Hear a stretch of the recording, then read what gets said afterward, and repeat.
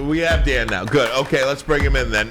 Dan Miller, Fox 2 Sports Director and voice of the Lions. How you doing, Dan? Hey, Dan. What's up, fellas? How you doing? Very doing good. Man. Doing good. Very good. Happy Thanksgiving. Happy Thanksgiving. And I know you're busy today, so thanks so much for doing this, Dan. I know you're busy today. Let me get right to it. 3 straight games, 3 straight wins. What have we learned about this football team over the last 3 weeks, Dan? That when you take the ball away from the opponent and you win the turnover battle and you don't commit penalties that makes it easy for the other guys to keep drives alive or to score points and things like that, you can win games. That's the recipe in this league. That's what the Giants have been doing to get to 7-2. And you know, you can question how good that football team is, and I think there's some legitimate questions about that. But you know what? All 7 of those wins count. They're in their back pocket. And that's the recipe for this league. It's if you don't have overwhelming talent and you're still trying to figure things out, the baseline that you can do is avoid those game-changing plays and avoid those penalties that make it difficult. So I certainly think that has been the biggest difference if you look at 7 takeaways in the last 3 games.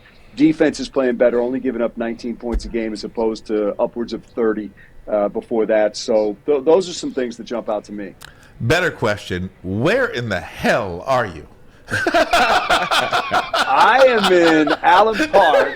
This is kind of a soundproof booth. This is my bedroom. No, this is kind of. I thought you were in a recording studio. Booth they have off the media room in Allen Park. So this is the only place I could find that was not going to interrupt everybody else out You there. just want to make sure there wasn't a white jacket around. Nah, dude. That's only on weekends. Ryan looked at it a little different than I did because I thought you were in a recording studio. I thought your album was about to come out. I thought you was spitting that out fire. Yeah, it's dropping next week. I'm just there we go. finishing touches on it. D Mills dropping next week. No, but in all seriously, Dan Miller coming to you. What do the Detroit Lions have to do to beat the Buffalo Bills? Because I'm not convinced that Buffalo is the same Buffalo that they were 5 weeks ago. What can the Lions do to get a win against this Buffalo? You know, Braylon, at its core, I think you've got to score 30 points. Just let's talk about the offense to start with. I think you're going to have to put up some points because Buffalo's going to find a way to score. But within that, can you take away some possessions from them? Can you find a way to get Josh Allen to do what he's done for the better part of a month and a half now, which is give the ball up? You know, he's second in the NFL in interceptions. And this team has one thing that's changed with them is they have been giving it away a little bit. So if you can get that, maybe get a couple short fields, maybe get some points from your defense, I think that would certainly help. I think it's a tough loss to not have Jeff Okudah for this game. He's the kind of guy you'd love to see on Stephon Diggs. But, you know, bottom line is, to me, you got to play really clean. You can't give them anything easy, short fields, points off their defense, anything like that. And then you've got to see if you can find something that they'll give you along those lines. Because, look, going into this game, Buffalo's the better team. They're the Super Bowl favorite right now. Yeah. There's a reason for that. It's a really good football team, even if they struggled a little bit late. So I think you have to do some things that can turn the game to your advantage, and I think that's how you find some equalizers, is to get some of those plays. Dan, I agree with you 1,000%. The only thing I say that can help the Lions as well, the teams that have beat the Buffalo Bills this season, they've run the ball on them, and they kept Josh Allen off the field a little bit, kind of like the New York Jets did, Maz. Dan, speaking about the running game, DeAndre Swift, he just doesn't look as confident as he maybe once was. I saw him dancing around last week. At one point, Justin Jackson was playing before him, and I like Justin Jackson. What's your take on what's going on with DeAndre Swift? Is he 100% healthy? What's the scoop? No, I think the answer to that is definitely 100% no. He's not 100% healthy. Look, we're not going to get from these guys exactly what's going on with him or how close to 100% he is. But look, if DeAndre Swift is 100%, he's touching the ball 15 times a game. He's just not 100% right now, so I think they're trying to put him on a pitch count, use him when they can. And Justin Jackson played well last week, and I think that probably maybe had a little bit to do with it as well, that they felt comfortable with him out there. He's a veteran player. It's not like there's a trust issue there. So I think that had something to do with it. But look, DeAndre Swift is the most explosive player on this football team, full stop. Yeah. And if he can play, I think he'll be out there. I think they're doing the best they can with him right now based on his physical condition and trying to keep him as big a part of it as they can. but he's just not 100%. And I think that's why you've seen what you've seen. To me, there's no other explanation for it because of who he is and what he brings to a game at any given moment when he puts football in his hands. Dan, on the other side of the ball, Aleem McNeil played his best game, one of the better games in a couple of years here in the NFL. And this guy is starting to round into shape. Maybe I remember Mike O'Hara a couple of years ago telling me that he reminded him of Bubba Baker. This guy, he can wreak havoc. What's your take on Aleem McNeil?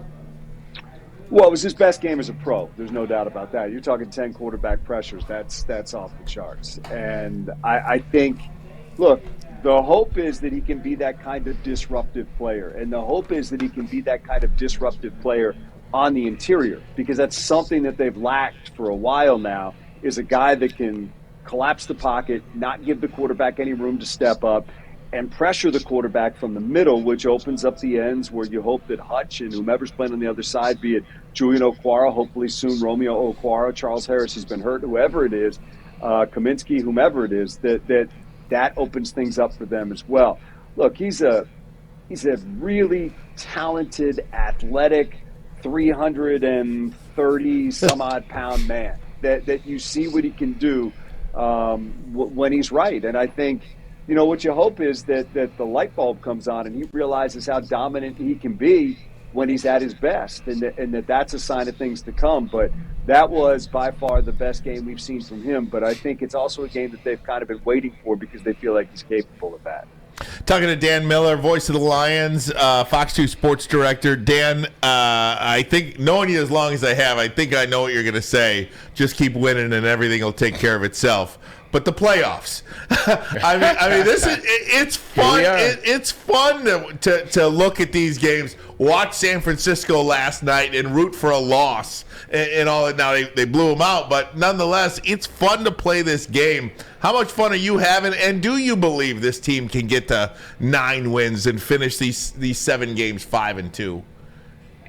Yeah, I mean, I think it's possible, but, you know, you're right. You just have to win games. You can't get too far ahead of yourselves. You got a massive test coming up here against Buffalo, but you just have to go out every week and try to keep stacking them. And I'm not trying to be cliche or anything here, but, yeah, root for the other guys to lose. There's nothing wrong with that, because ultimately that's what has to happen for you to catch a break. But you got to handle your own business first. And it's been nice to see these guys. There is a different vibe in this building. There's no doubt about it. I think there's a confidence about these guys.